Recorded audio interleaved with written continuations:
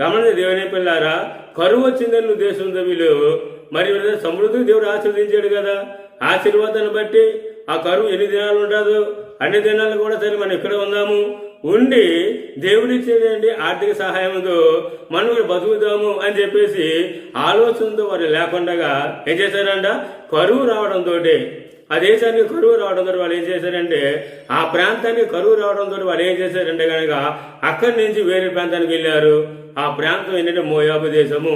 గమనించే దేవుని పిల్లారా, మోయాబు దేశం అంటే దేవుని చేత చెప్పించబడిన దేశము.